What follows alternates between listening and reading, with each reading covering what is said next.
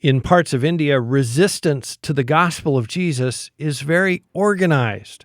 Aaron Miller says Hindu villagers are told what to do if they encounter Christians sharing their faith. Hey, if you see somebody with a backpack or with a bag and they're handing out things on the street and they're talking to people, call this number. And when they call, a mob will be assembled and they will come to that location and they will take the materials, they'll beat.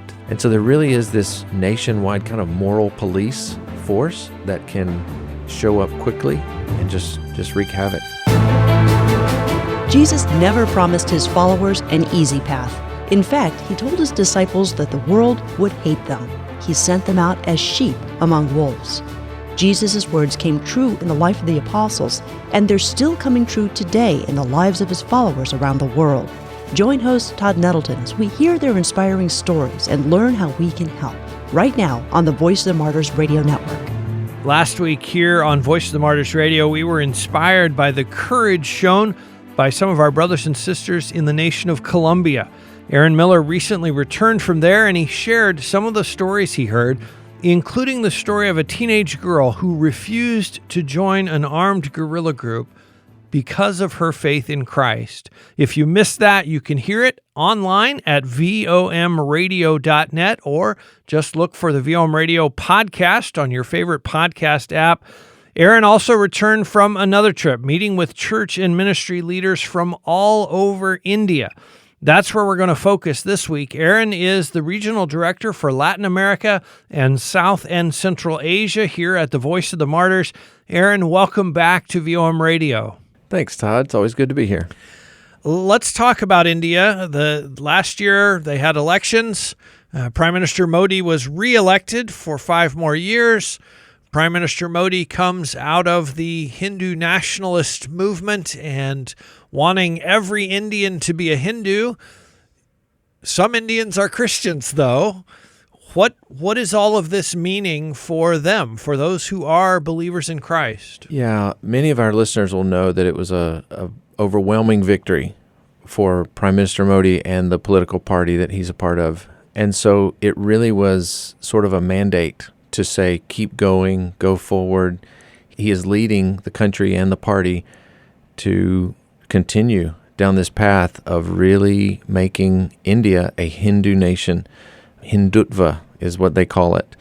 And it is now to the point where a lot of our brothers and sisters that maybe haven't felt pressured in the past are really starting to feel the pressure. So it has risen to a place of a lot of Christians, even in big cities now, are uncomfortable. I'm glad you mentioned big cities because, we've talked about persecution in India before, but we typically think of it out in the village level. And, yes. Somebody in a village that's all Hindu becomes a Christian and the village says, wait a minute, we can't have this.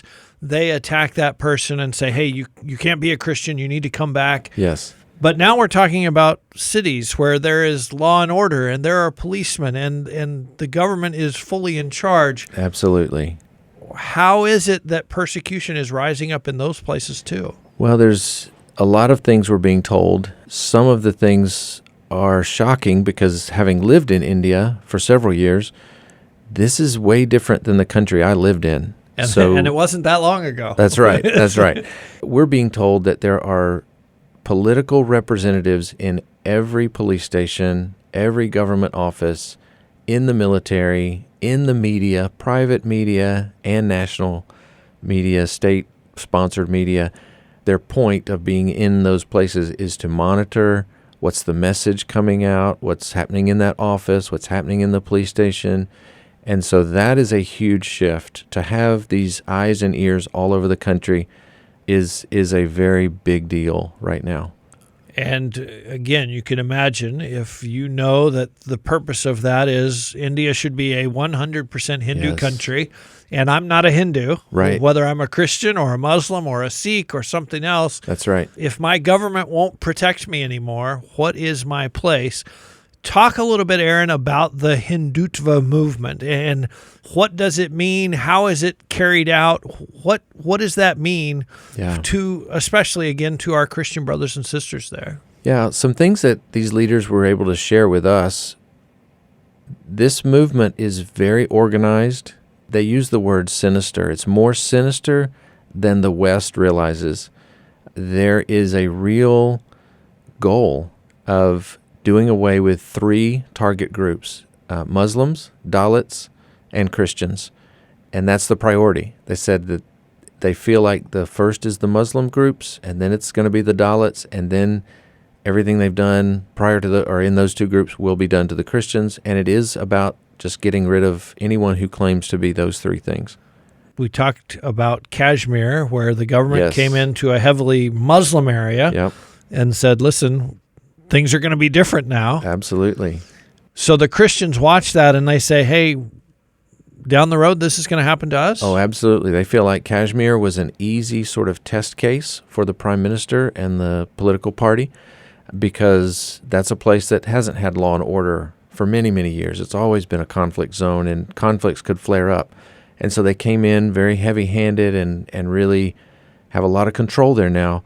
But the Christian leaders, and these are educated men and women who travel around the world, they're connected to the West, they have degrees, they are bright, bright people, and they're telling us, no, this is coming. This is the plan. They are working this plan, and it's going to be difficult moving forward. The interesting thing to me is Prime Minister Modi now has been elected twice. He is keeping his campaign promises. We often criticize Yes. politicians who don't keep their campaign promises. This is what he said he wanted to do. Absolutely. Absolutely. And he has said it, and others under him have said it. He's got some other voices. They might be a little bit more bold in their language. The chief minister of Uttar Pradesh state, the home minister for India, these are men who they will speak very clearly and directly about the plans moving forward in Hindutva. What about our brothers and sisters? What about the church? How you were just there with church leaders from India, from all over the country. How's the church responding? The church is growing. They said, don't think that any Amen. of this is working to stop the growth of the church. It's not stopping the spread of the gospel. People are still coming to faith. People are asking for Bibles. So these ministries are growing in their influence, in the people they reach, the regions they're reaching. They're planting new ministry centers. They're doing a lot of things. So that's excellent. So they were very clear about that. But they did say that we've got to think differently now. We've got to think about how we get money, how we use money. There's a lot of policies and rules that are coming down on ministries or NGO groups that are faith-based, what we would call a faith-based charity. Anything they're trying to do with faith-based is being scrutinized very highly, to the point one leader, I think he was making a joke, it was hyperbole, but he said, if you receive donations and with those donations you buy a cow for a widow in a village, and that cow gives milk and she gives milk to somebody that she shares the gospel to, they're going to say that whole thing was a religious exercise and you can't do it, so you just lost your tax status, you just lost your, accreditation or whatever, and with the government. And so it's hyperbole, I think, but that's how they're feeling. So every dollar that is coming through any kind of a Christian organization is being watched. And they're saying, they're watching it, and they're saying, you can't use this to convert people. So the big idea is forced conversion. Right. Oh, the Christians are paying people to convert. You're forcing people to leave their religion. You're changing our culture. And that's really one thing they talked a lot about, too, is that the political party has a hand in the media, and they are influencing public opinion against Christians to think that, oh, well, those people, they just go into villages and pay poor people. They're just brainwashing uneducated, illiterate farmers and things like that. Which we wouldn't want to do. No. We wouldn't want anyone to do. When you say it like that, it's like, oh, yeah, that's a good idea. They should watch out for that. Exactly. And that's probably what's happening. The people of India are saying, yeah, we want our government to not let people do that. That's right. The challenge and the question is, if you share the gospel with someone and they decide this is truth and I don't want to go to hell, Yeah. Did you just force them to convert, or did you just lay it out for them and they chose? It's very interesting. For years they've been talking about this forceful conversion and anti-conversion laws.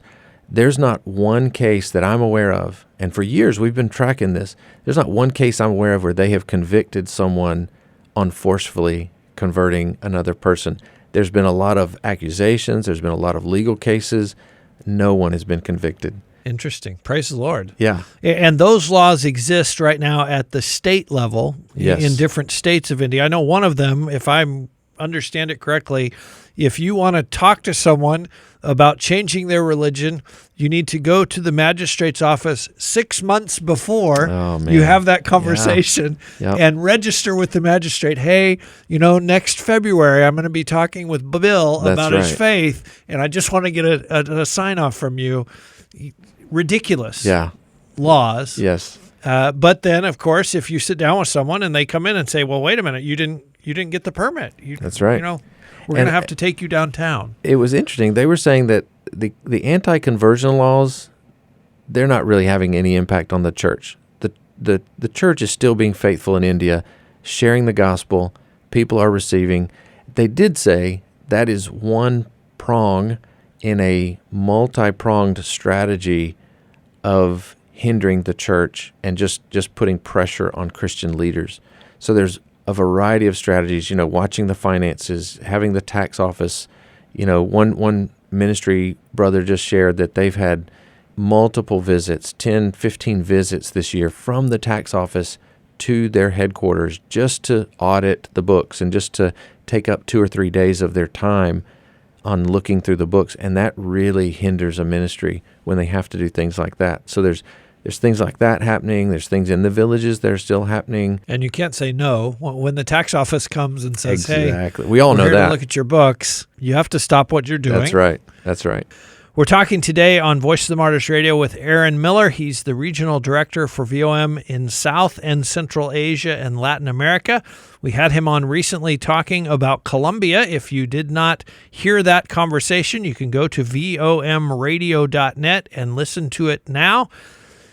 Aaron, we talked about the fact that the church is still growing, and we talked about the fact that the church says, hey, things are going to get worse for us. How are both of those true? Because I would think it's not just Christians that know things are going to get worse for Christians. Sure. If I'm a Hindu and I know that, and you say, hey, why don't you become a Christian too? It seems like I would say, whoa, I don't want that. And yet, the church is going forward. Yes, it's going forward because it's the truth. One lady looked me in the eye when I asked her, why did you change? Why you have so much trouble in your life now? Why did you become a follower of Jesus? And she said, that other message I was living according to wasn't true. I was in darkness and now I'm in light. Why would I go back? Why would I go back? Yeah. And I've never been a Hindu, so this is not my personal testimony, but the oppression of Hinduism, there are millions of gods. If something is going wrong in your life, the first thing you need to do is figure out which of those millions of gods you have somehow offended. And then you need to figure out what that God demands to make it right with him. And you got to make sure in making it right with him, you didn't offend one of the other gods. That's right. Because then they're going to bring trouble on your life. And to come into that mindset and say, there's only one God, and you don't have to do anything. He did it for you. Right. I would just think the peace would just wash over you realizing I can be free of all of that. Well, I'll tell you, Todd, we've talked to people who have said the peace that came when I made this decision was remarkable. And so that's exactly what happens. They don't have peace when they're in that system, that belief system. And then when they're told and their heart really gets it and they become born again, there is peace, there's a new mindset, there's a new life that comes. And those are the people that you can't stop them from telling. You can't stop them from going to the village where their aunt lives or their cousins live or a classmate lives. They want to go and tell them. I want that to be true in the lives of more American Christians, Amen. that we're so excited about what God has done that you can't shut us up. We have to tell. We have to be witnesses of what we've seen and heard. Aaron, one of the things that I find interesting, and you mentioned it a little bit, is just this nationwide network of people who are watching for Christian activity. Yes. How does that work? What do they do when they see, Pastor Bill comes and hands out Bibles in their village? Yeah. And then what happens to Pastor Bill after that? Yeah. We've been told there are representatives from the political party, the ruling political party, the BJP, and their more military type wing, the RSS. They're represented in each village in the country. And that's an amazing number of villages. It's crazy. And it's something like 700,000, or I don't know. It's just a phenomenal number of villages in the country. And they've got representatives in each of those. And they're watching and they're telling the villagers, hey, if you see somebody with a backpack or with a bag and they're handing out things on the street and they're talking to people, call this number. And so they've got basically kind of a helpline or crisis line, emergency number to call. And when they call, quickly a mob, really, a group of people will be assembled, and they will come to that location, and they will take the materials, they'll beat, they've beaten women and children. I was talking to one evangelist, and I don't understand why they're doing this now, but I think they're probably going to stop or have stopped already. He was saying that they would send out evangelistic teams with women and children. And, we said, brother, is that wise? Should you do that? And he said, well, we're probably going to stop that now because children and women were being beaten by these mobs that would come.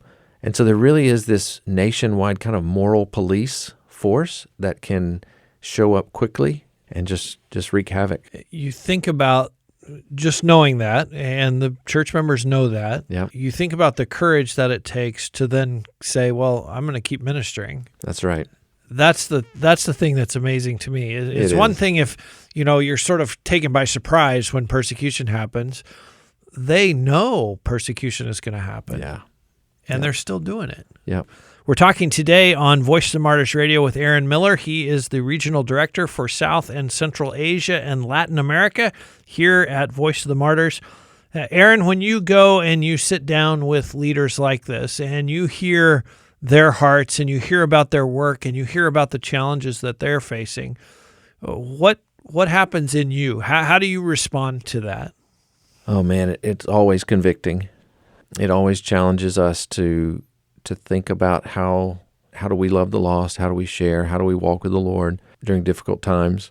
So personally, it challenges me that way.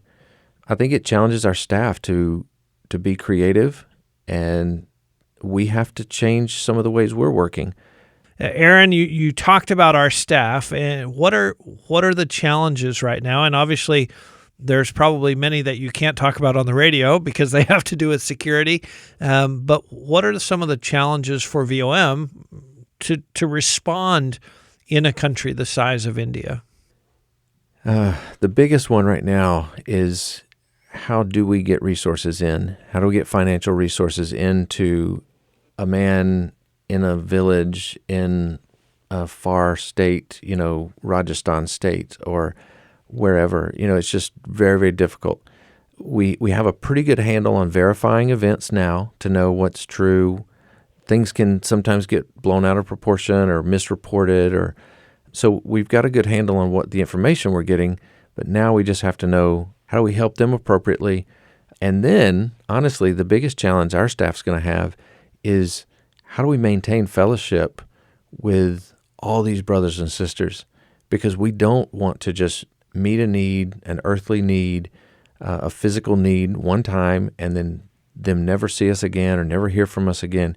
We want to be in fellowship. We want to know, are you staying in the faith? Are you staying involved in a local church? Are you growing? And so being able to do that, that's going to be our biggest challenge, I think, moving through this year. We're talking with Aaron Miller. He is just back from meeting with church leaders in India, talking about persecution there.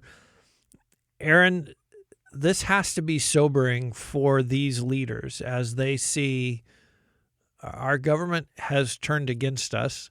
The people are turning against us. What was their spirit like, or what was their sense of purpose and sense of ministry right now? Several of them confess that when they arrived at the place we were meeting, they were heavy. 2019 was a tough year with not much hope of things getting better in 2020 in that case, in the case of the pressure they're feeling. And so they came heavy. And at the end of our days together, they said, we feel very encouraged. We do feel the unity, the different creative ideas they're hearing other ministries are doing. So there was a heaviness at the beginning when we talked about the situation, how bad is it? And they definitely affirmed it was bad, like our staff was sensing. And then we kept talking through, creative things we could try, or what could you do in this situation, or who has resources to answer that challenge? And they just began to talk and come together. There was a synergy that developed, and several of them said, I feel so much encouragement and love and peace moving forward now. I feel excited to go back, and we have some things we can try to do differently. There was a moment where, because of this situation, now we're seeing city churches are really being monitored more than they have been in the past. In the past, it was very rural. The attack was rural. We've talked about that. But one city pastor looked around the tables at the men and women. He wasn't looking at me. He wasn't looking at my staff. He was looking at his brothers and sisters leading other ministries. And he said, we need to be prepared that some of us will go to prison in the future. And so there is a resolve, there's a maturity that's coming, there's a strength and a dependence on the Lord that is growing. I think that's exciting. It is exciting, but it's also sobering. It is. As you think about that, listen, some of us around this table are probably going to go to prison. Yeah. That's a heavy thing to carry forward. Aaron, as we finish up, we want to equip listeners to pray.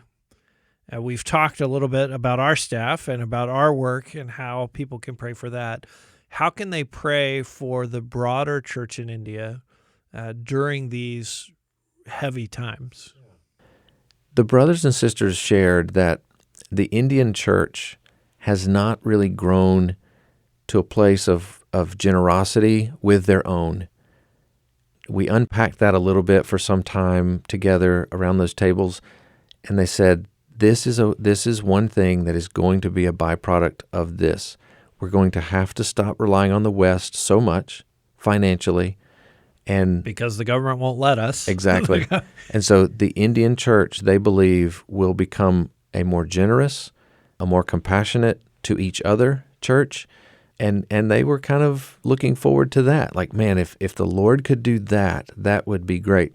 So, Todd, you think, the numbers we hear are anywhere from official numbers for India would be 2.5%, all the way up to, I've heard 7% could be Christian. Those are big numbers in India just because of the population.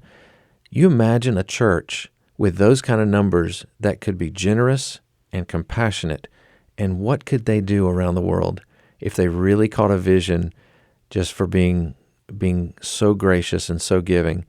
It could be amazing. And how would that change India? As the rest of India watched that, how would that impact the people around them? So we want to encourage you this week to pray especially for the nation of India and for the church there. They are carrying a heavy burden. They are going through a heavy time. We want to support them in our prayers. Aaron, thank you for sharing. Thank you for your work, your willingness to get on planes and fly halfway around the world and meet with our brothers and sisters and then come back and share the stories with us. Thanks for being with us on Voice of the Martyrs Radio. Thank you, Todd. I appreciate your work. You've been listening to the Voice of the Martyrs Radio. As always, if you are just joining us and you caught just part of this conversation, you can hear the whole thing again at vomradio.net. You can also search for Voice of the Martyrs on your favorite podcast app and subscribe to the VOM Radio podcast. We will be back next week as we continue to talk about what God is doing in hostile and restricted nations. I'm reminded as we talk about what the government is doing in India of the story of Joseph in the book of Genesis. At the end of that story, Joseph tells his brothers, what you intended for evil, God intended for good. And we pray that what Prime Minister Modi and the RSS intend for evil in India, God will turn to the good of our brothers and sisters there. I want you to join me this week in praying that prayer, and join us again next week right here on the Voice of the Martyrs Radio Network.